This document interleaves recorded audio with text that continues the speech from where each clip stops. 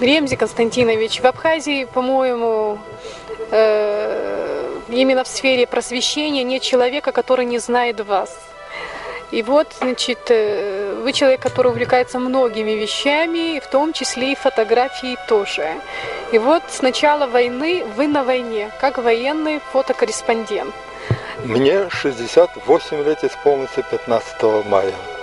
Но я пока хожу, ноги крепкие, чувствую. Вы, наверное, чувствовали, как я ходил там. Даже и бегать могу с молодыми, соревноваться. Но как не мужаться, когда дети мои, ученики мои борются с оружием, а я буду дома сидеть. И вот это мое хобби. Я с 9 класса ими занимаюсь. Очень много я исторический материал сохранил.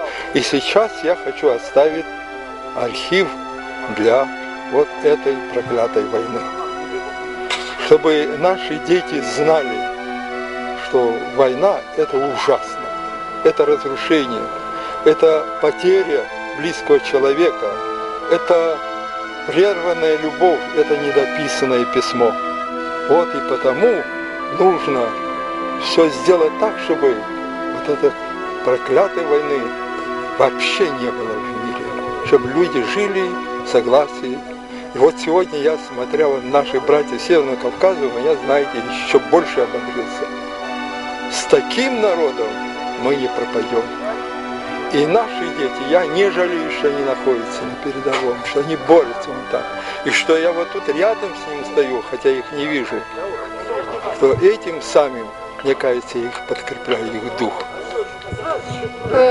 Политическому вот этой политической проститутке и международный авантюрист Шеварднадзе должен чувствовать, знать, что он сломает свою шею. Ремзи Константинович, мы тоже очень часто ребят фотографируем, и после этого они начинают прямо нас преследовать, когда будут фотографии. Вот когда вы даете им фото, я знаю, что лучше нас и оперативно работаете вы, очень быстро возвращаете фотографии. Насколько они вам благодарны? Ну, это благодарности конца нет.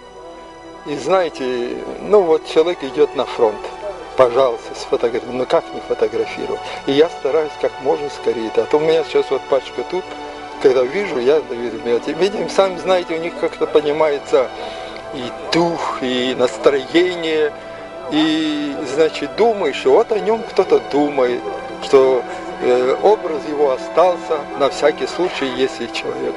Но мой фотоаппарат очень счастливый, все живые остаются, кто попадает в этот объектив.